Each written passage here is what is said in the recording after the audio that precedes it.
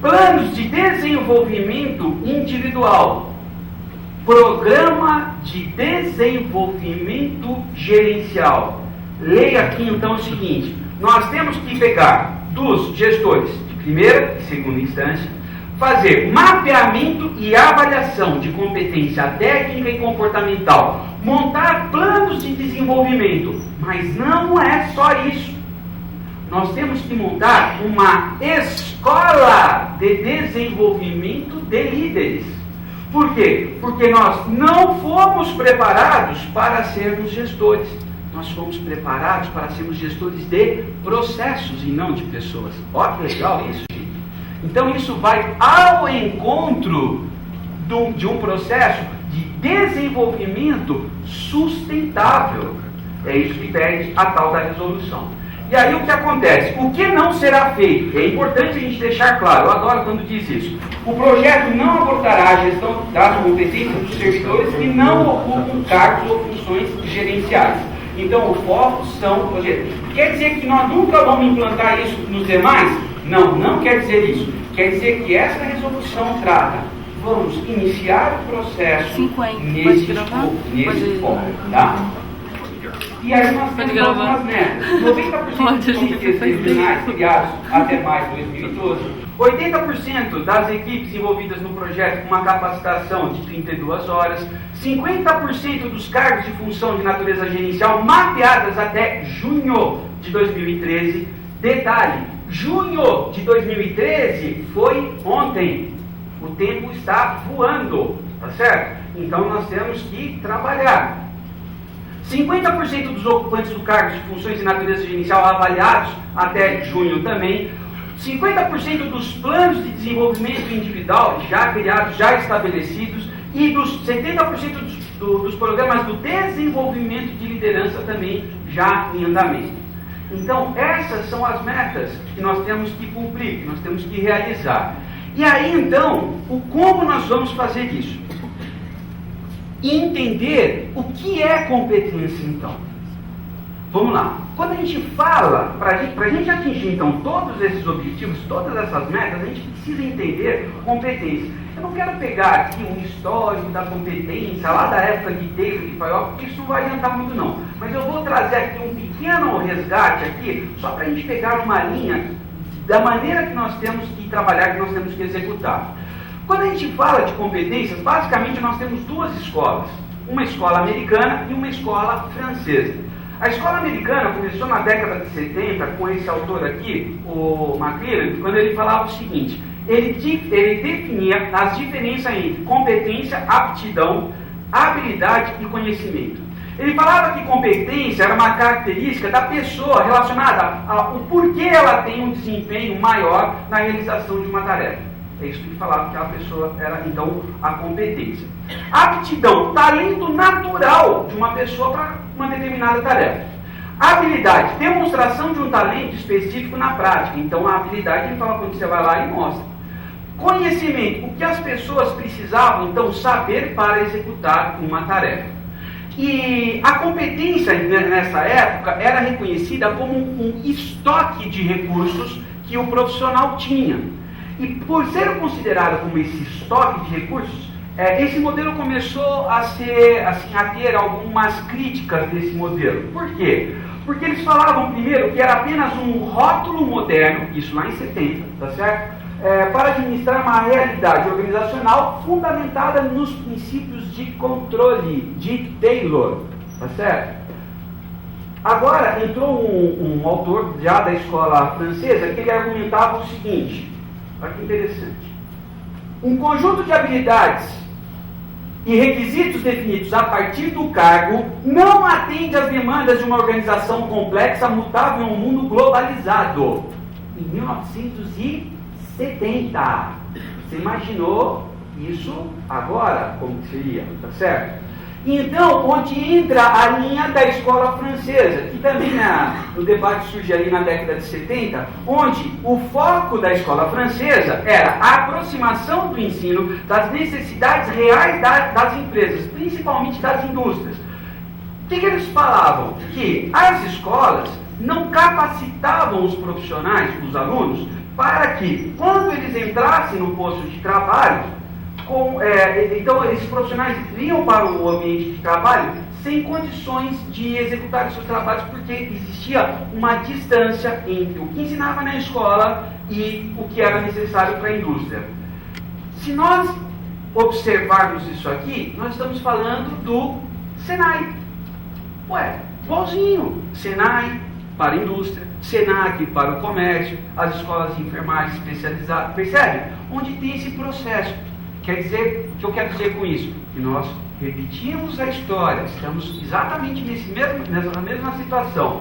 No final dos anos 90, outro autor, ele foca 3 mudanças no universo corporativo. Ele fala o seguinte: noção de incidente. A questão não é o que fazer para aquilo que é rotina, porque aquilo que é rotina, todo mundo consegue prever. A noção de incidente é o que fazer quando algo acontece e que não é rotina de trabalho, uma nova situação. Aí é onde materializa a competência. Ele trazia o quê? A questão da comunicação, da necessidade das pessoas quererem participar e ter claro o que se espera de expectativa entre as partes. A noção de serviço, que é aquela percepção de cliente interno, cliente externo. Então, ele trouxe esses 3 pontos para reflexão. E aí, na visão francesa, o trabalho não é mais o conjunto das tarefas associadas ao cargo, mas o prolongamento direto da competência naquela história da situação profissional cada vez mais mutável e complexa. Então, nós temos essas 2 linhas. E aí, eu queria trazer para vocês uma visão contemporânea, então, de gestão por competências, e tentar mostrar essa visão, se ela é ou não aderente às necessidades aqui desta casa. Então vamos entender o seguinte: um modelo de gestão de pessoas, ele precisa ter 4 pilares de sustentação. Se ele não tiver esses 4 pilares de sustentação, não dará certo. Esses pilares são transparência. As pessoas precisam ter clareza do que elas serão avaliadas, de quais as políticas de consequência com o resultado da avaliação. Vou ganhar mais ou vou ganhar menos? O resultado dessa avaliação vai servir exatamente para quê? Transparência. Vou pular justiça. Meritocracia. Desculpe o termo que eu vou utilizar, mas ninguém gosta de ser tratado como farinha do mesmo saco. Quando nós fazemos um trabalho de escola, em grupo, por exemplo, grupo de 5, um faz o trabalho e todos levam a nota, é ou não é? E no ambiente de trabalho, será que eu quero conviver com isso? Ou será que eu quero ser reconhecido por aquilo que eu realmente entrego, por aquilo que eu materializo? Nós queremos ser reconhecidos pelos nossos esforços. Isso é meritocracia. Se nós pegarmos a origem da palavra meritocracia, ela tem um equívoco com essa definição que eu acabei de passar, que é a definição administrativa contemporânea. Mas meritocracia, na essência, é a questão da pessoa ter graduações, níveis de graduação. Lembra daquela história? Honrar o mérito porque ele fez uma faculdade. Aí honrar o mérito porque ele fez uma pós-graduação. Agora, com todo respeito, de que adianta nós termos um profissional com graduação, pós-graduação, mestrado, doutorado, pós-doutorado, ultra pós-doutorado, né, se ele não entregar efetivamente resultados para a organização? Então, com todo respeito, não interessa as competências que a pessoa tem, mas sim as competências que essa pessoa entrega para a instituição. Nesse sentido, é onde nós falamos da meritocracia. Justiça, entre aspas, é apenas um sentimento que une transparência com meritocracia. Ora, se eu tenho claro quais são as políticas de gestão de pessoas, se eu tenho claro as políticas de consequência, claro, se eu tenho clareza do que é esperado de mim, e se eu sou reconhecido pelo mérito daquilo que eu entrego, nós teremos o ambiente, nós teremos a sensação da justiça. Está fazendo sentido para vocês? Foco no desenvolvimento do servidor. No setor público, a única alternativa que nós temos é focar no desenvolvimento do servidor. Diferente da iniciativa privada, que faz uma avaliação, tenta desenvolver o caboclo, não deu.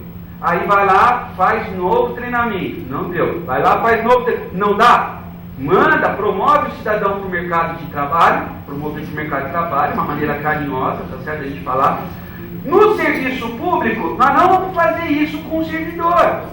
Então, a única estratégia, e aí, da importância de o programa de desenvolvimento de pessoas no serviço público deve ser extremamente mais eficiente do que na iniciativa privada. Não tem como, porque você precisa promover o desenvolvimento do servidor e encontrar quais são as suas competências para colocar o servidor certo no lugar certo, como a consequência da gestão por competências. Está fazendo sentido?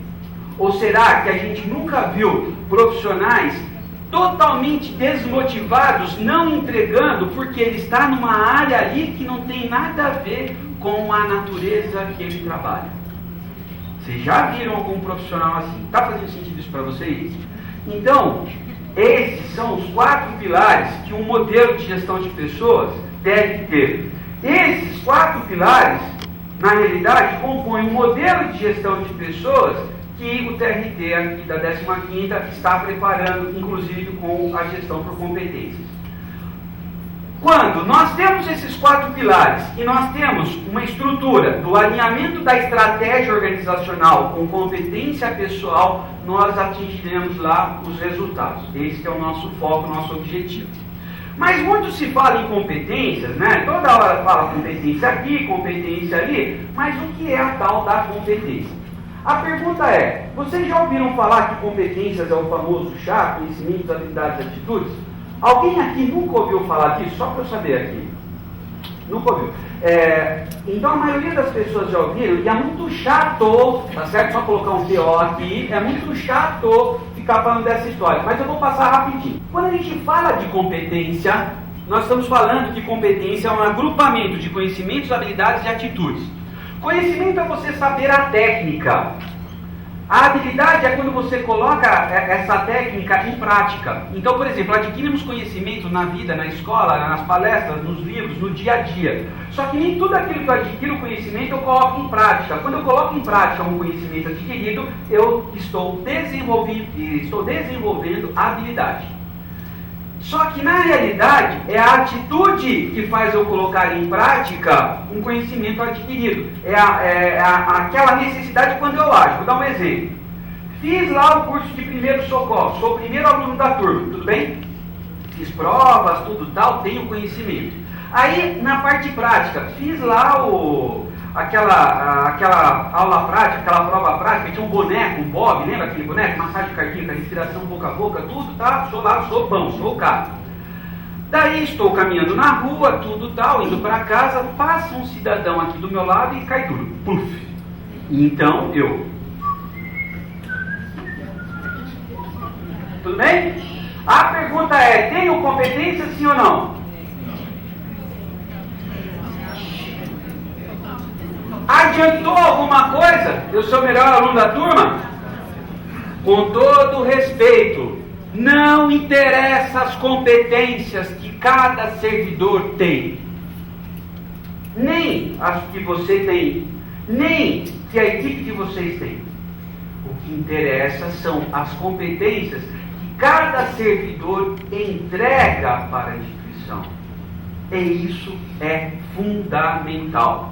Então o foco nosso deve ser a entrega. Então, como eu comentei anteriormente, nós vamos separar esse famoso chá em 2 grupos, em competências técnicas e competências comportamentais.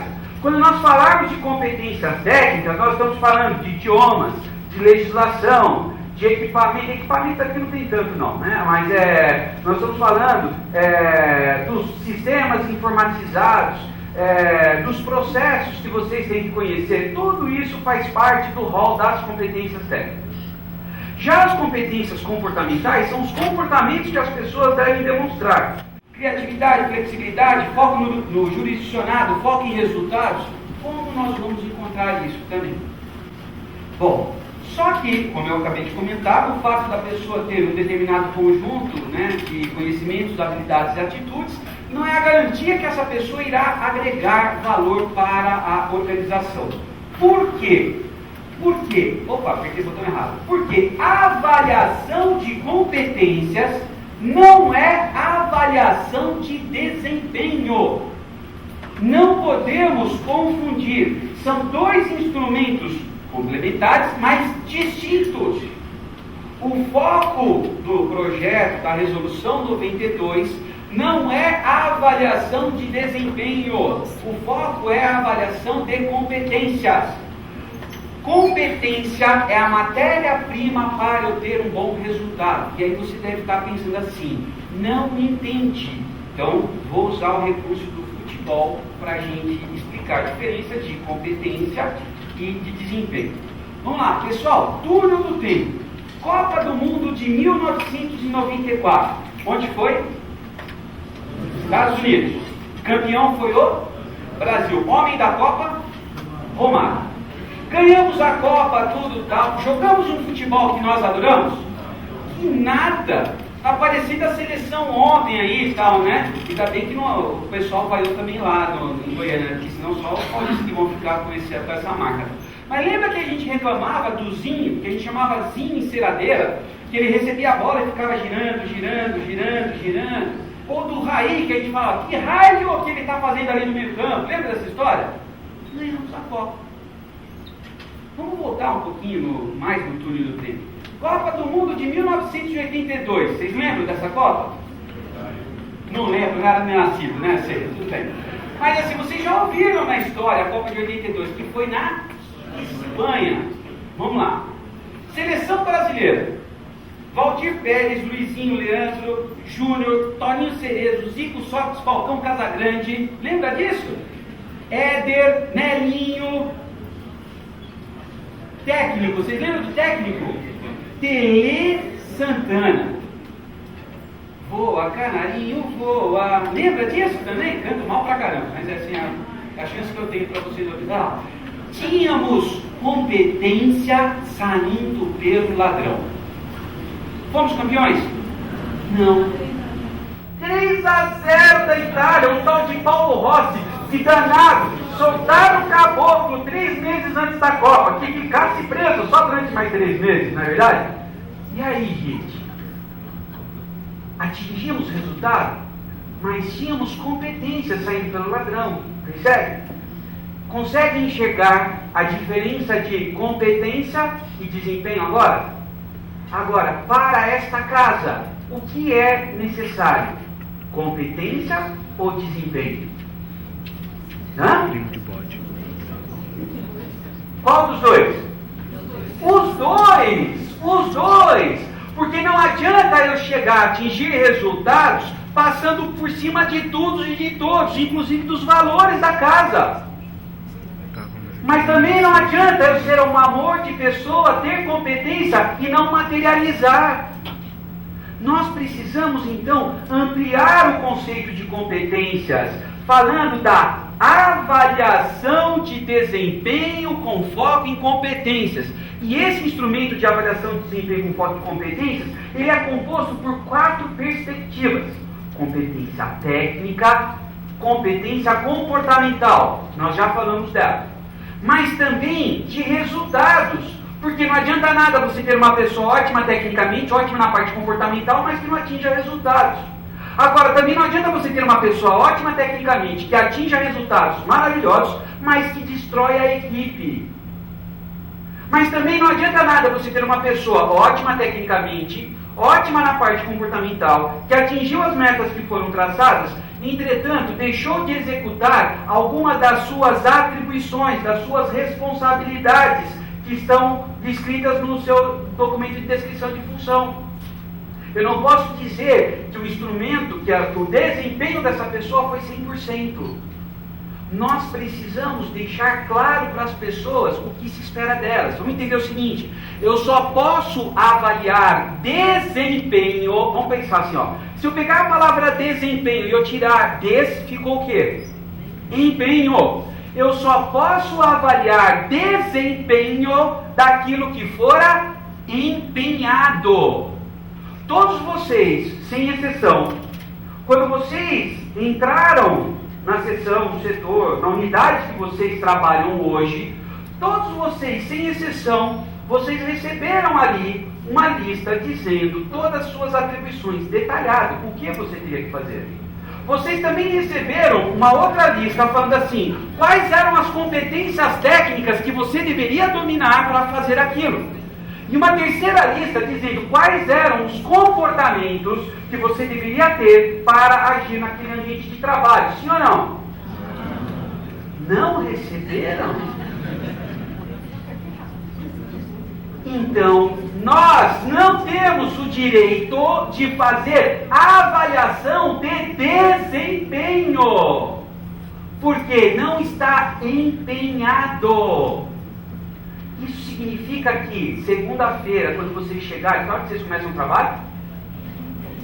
8 horas? Não, mais ou menos, 8 horas.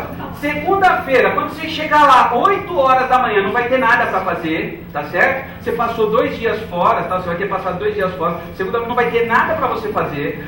Quando você chamar os seus colaboradores, os seus servidores, a sua equipe, você não poderá reclamar com eles.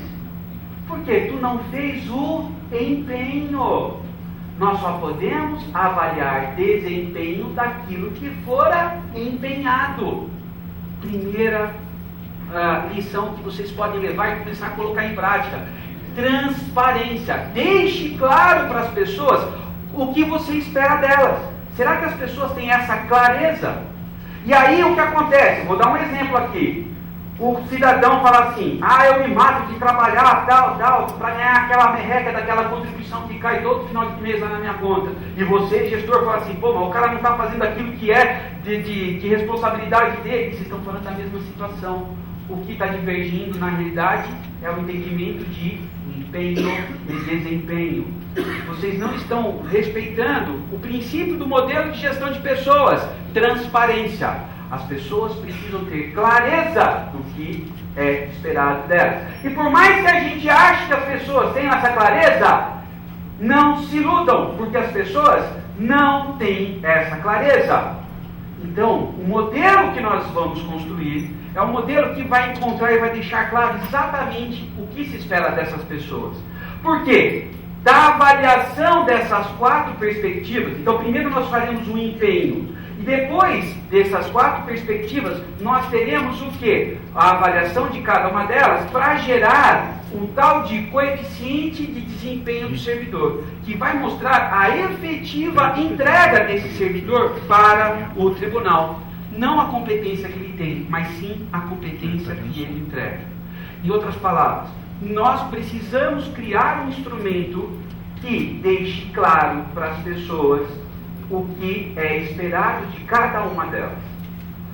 Para cada item do que é esperado, nós precisamos saber, então, o que as pessoas precisam ter domínio de competências técnicas e comportamentais para executar aquela atribuição com perfeição. Quando nós fizermos isso, nós estaremos fazendo o empenho. Virar para as pessoas e falar, Euclides, é isso que eu espero de você, tal. E aí, então, apoiar o Euclides para executar aqueles trabalhos. E se por acaso ele não executar, aí você estará fazendo a avaliação de desempenho de maneira justa. Está claro isso para vocês? E aí o que acontece? A gente precisa entender alguns conceitos e alguns princípios para que a gente possa, então, ter esse processo. Esse slide aqui eu já falei, então já passei. Empenho é ato de dar a palavra, empenhor, grande interesse. Desempenho é quando eu executo. Cuidado, as pessoas confundem empenho com desempenho. Não é. Empenho é quando você assume o compromisso. Nesse momento, tu tem uma dívida. Desempenho é quando você executa. Então, cuidado para não se confundir. Numa linha do tempo, nós iniciamos o trabalho de sensibilização, como nós estamos fazendo aqui, dizendo o que é gestão por competências, para que serve, quais os objetivos e tal. Daí nós vamos para um processo de mapeamento e avaliação de competências, não de desempenho. A resolução não pede avaliação de desempenho, ela pede uma avaliação de competências.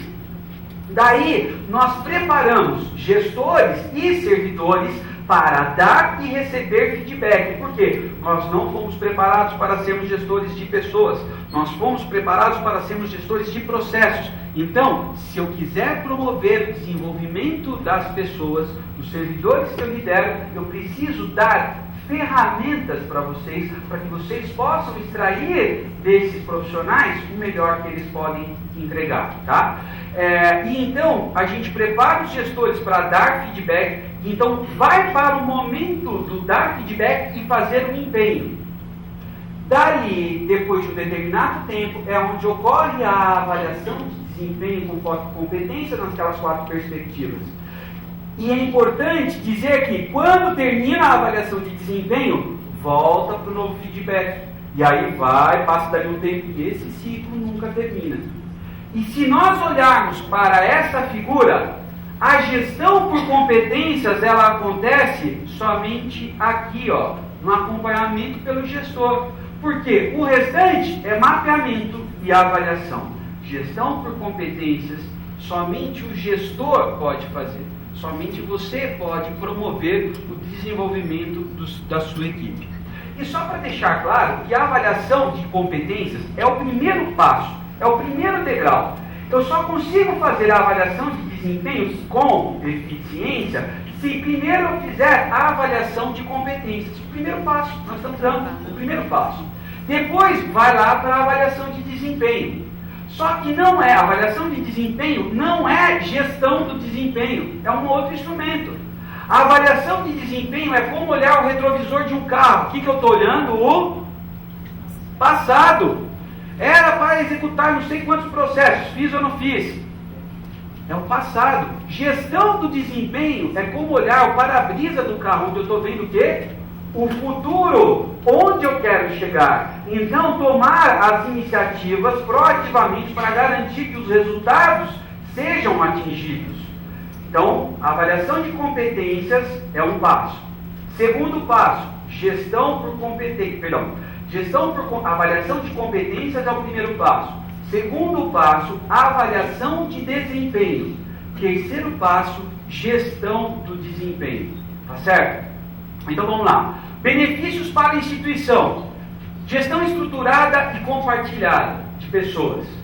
Identificação e entendimento dos gaps, das necessidades de treinamento e desenvolvimento de cada membro da equipe. É isso que você vai ter. Melhor investimento dos recursos de capacitação. Temos recursos de capacitação saindo pelo ladrão, não temos? Não tem? Então eu preciso investir esses recursos de maneira assertiva. Então, quando eu sei exatamente o que cada pessoa precisa ser treinada, não vai ser mais generalista. Então não vai ter mais aquele instrumento chamado levantamento de necessidade de treinamento, aquela listinha onde você diz o que você acha que precisa, porque nós saberemos exatamente o que cada servidor precisa treinar, precisa se desenvolver. Outra questão que ele vai ter ali, então você como gestor vai ter informações precisas para potencializar o desempenho da sua equipe. Você proporcionará para cada servidor o quê? O desenvolvimento da consciência dos pontos fortes que ele tem, em que ele é bom e quais são os pontos que ele tem que buscar um desenvolvimento. Você poderá proporcionar para o servidor a trilha do desenvolvimento. Trilha do desenvolvimento é o seguinte: estou sentado numa cadeira hoje, quero sentar naquela cadeira. O que eu preciso fazer, em que eu preciso treinar, me desenvolver para que, no momento que tiver uma oportunidade, eu seja o melhor servidor, ou preparado para assumir aquela cadeira. Isso é, na realidade, um processo que a gente estará oferecendo para o servidor, para o seu autodesenvolvimento. O autodesenvolvimento, o professor Cortella irá falar que a necessidade do autodesenvolvimento é fundamental, não é buscar o desenvolvimento profissional não é responsabilidade da instituição. A instituição deve proporcionar ferramentas, mas quem se desenvolve é o servidor. Então essa busca e essa necessidade do autodesenvolvimento, ela é fundamental. Meritocracia, transparência e justiça. Quando a gente tem isso tudo alinhado, nós teremos impactos positivos, inclusive no clima organizacional. E nós temos que pensar e cuidar do clima organizacional, porque nós passamos, talvez, a maior parte do tempo das nossas vidas no ambiente de trabalho. Então, se eu tiver um ambiente de trabalho hostil, onde eu não me dou bem com elevado nível de estresse, eu ficarei doente, irei me afastar. Se eu tiver um ambiente de trabalho que promova, que seja desafiador, eu terei motivação, eu terei desafios e o porquê estar ali. É isso que vem proporcionar a gestão por competências, inclusive com uma cultura focada a resultados. E aí, pessoal, eu queria apresentar aqui como nós iremos organizar o trabalho para deixar claro para as pessoas o que a gente espera delas. Porque se tem uma coisa que é comum no serviço público, não é exclusividade de vocês, vê se não acontece aquilo. Hoje, você, gestor, tem que executar determinado volume de trabalho. Amanhã, por acaso, você perdeu 1, 2 membros da equipe, continua tendo que executar aquele mesmo volume de trabalho. E como é que você faz para distribuir essas tarefas? Como é que faz para você ter a percepção se aquela pessoa tem ou não condições, competências ou em que ela precisa ser capacitada para poder desenvolver aquele trabalho de maneira adequada? É aí onde a gente tem uma ferramenta chamada Mapa de Atribuições por Produto. É o seguinte, sei que vocês não estão enxergando aqui, mas aqui é um fragmento do organograma de vocês. Cada caixinha aqui é uma diretoria, é uma secretaria, é uma unidade que vocês têm. O que essas unidades aqui, de uma maneira geral, têm em comum? Na realidade, elas possuem o quê? Produtos a serem entregues. Então nós temos produtos, cada unidade tem as suas responsabilidades. Compete à diretoria tal, compete, tá certo isso? Tá claro isso? E vocês possuem, inclusive, um documento, que é uma resolução administrativa, que tem um pouco mais de informações do que compete. Sabemos que tem até um processo de renovação desse documento, enfim. Mas vocês têm esse documento que tem essas informações do que compete a cada uma dessas unidades. Vamos pensar, então, em um produto. Para eu gerar um produto, para eu elaborar, por exemplo, para eu fazer convênios, contratos, eu tenho o quê? Algumas atribuições a serem executadas. Para eu dar um andamento de um processo, eu tenho algumas atribuições a serem executadas. Então nós temos diversos produtos. Vou falar, por exemplo, aqui um produto da área de gestão de pessoas. Gestão do clima organizacional é um produto. Um outro produto, a avaliação de competências é um produto. Para fazer este produto, são necessárias algumas atribuições. Só que nem todos os servidores, não é um único servidor que irá executar todas essas atribuições para gerar um produto. Então, o que eu quero mostrar aqui para vocês é o seguinte: nós temos produtos a serem entregues e para executar esses produtos nós temos algumas atribuições. A atribuição é o que fazer, não o como fazer. E nem sempre um único servidor é que executa todas essas atribuições.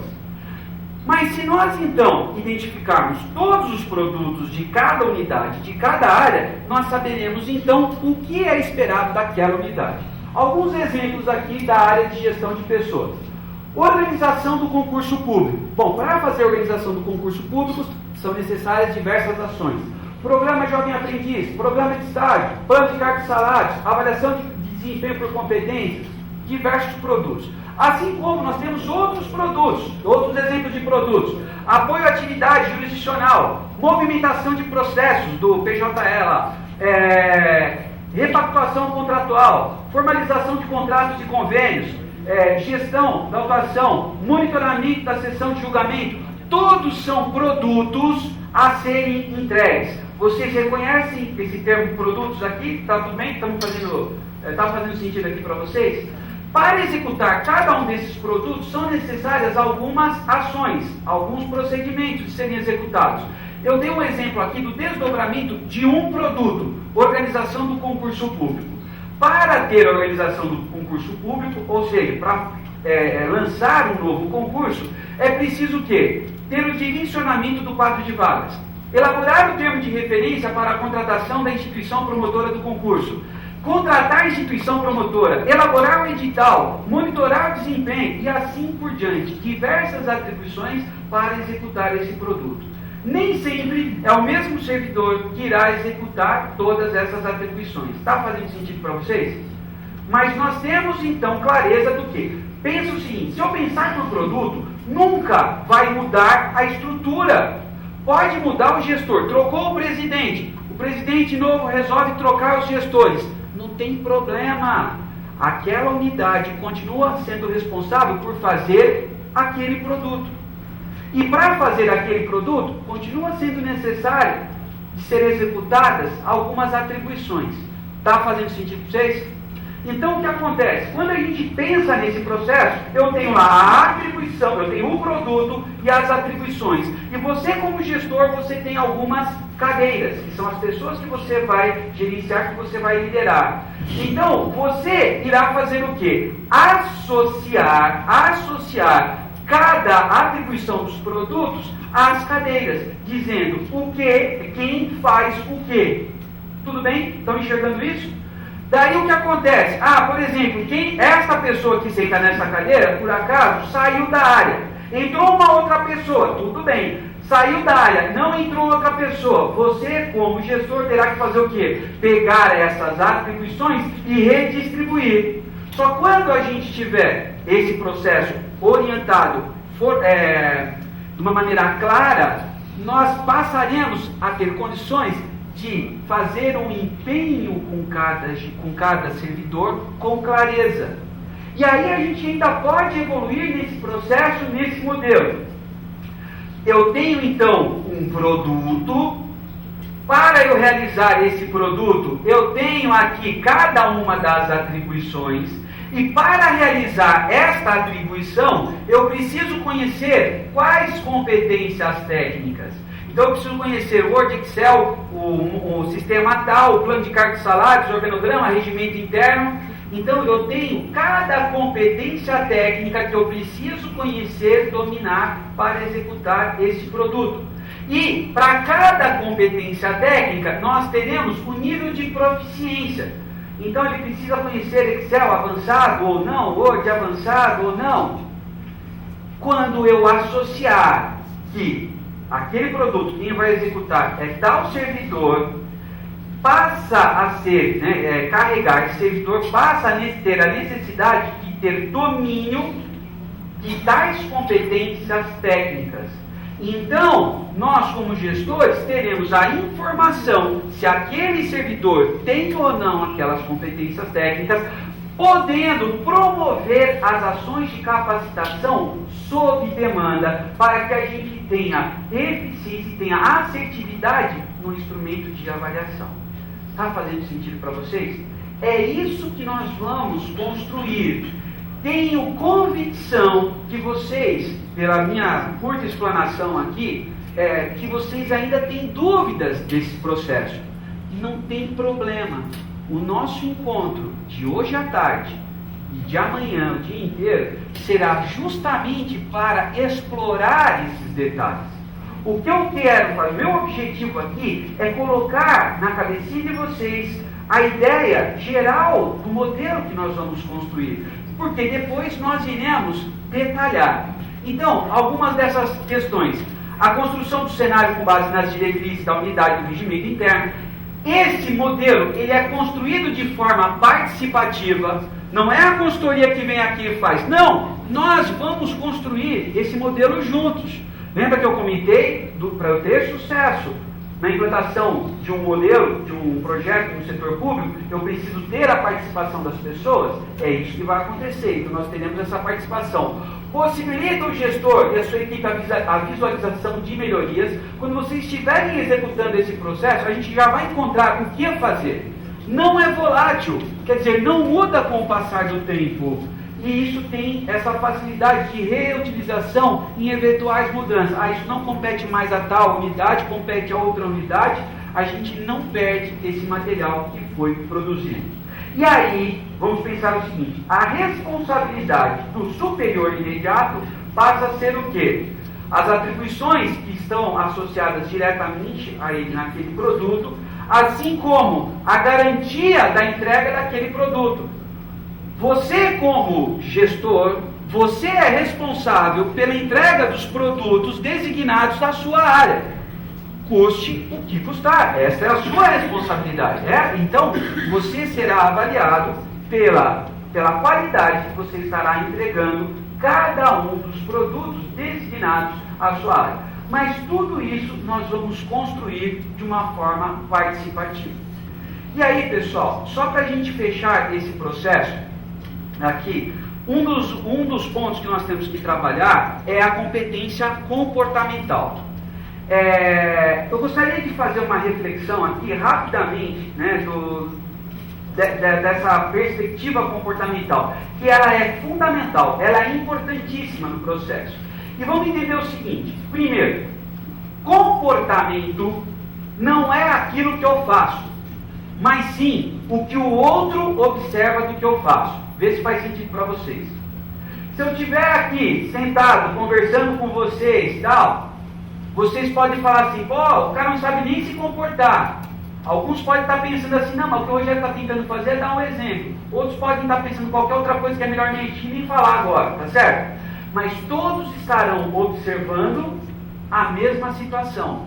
Logo, comportamento não é aquilo que eu faço, mas sim o que o outro observa daquilo que eu faço. Está fazendo sentido para vocês? Eu sempre tento falar isso para minha esposa quando eu estou discutindo com ela. O comportamento daquilo que você faz, sim, o que eu observo daquilo que você faz. Ela me coloca para dormir no sofá, vou lá dormir feliz. Mas eu falei para ela, tá certo? Mas isso é importante a gente entender. Agora, o que acontece é que quando a gente está num ambiente corporativo, não interessa a minha opinião, não interessa a opinião do outro.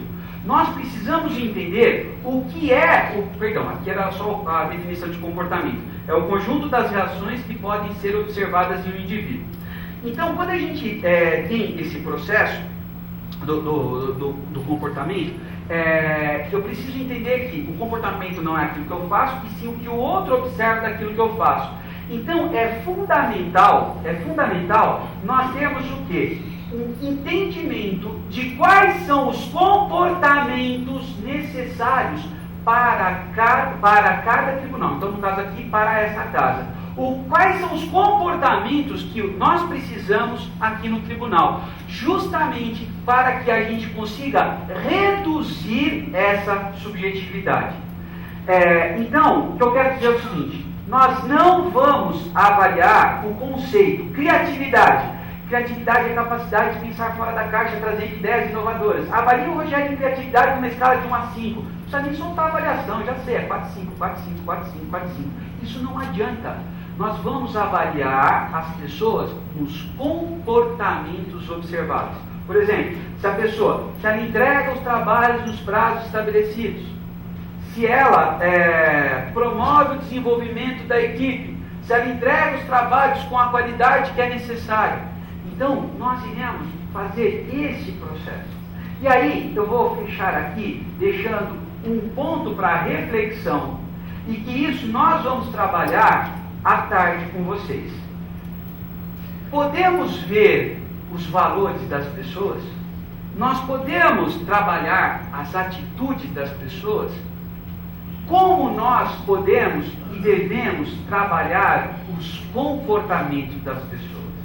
Então, é isso que nós vamos trabalhar também entre hoje e amanhã, falando da relação que existe com comportamentos, atitudes e valores.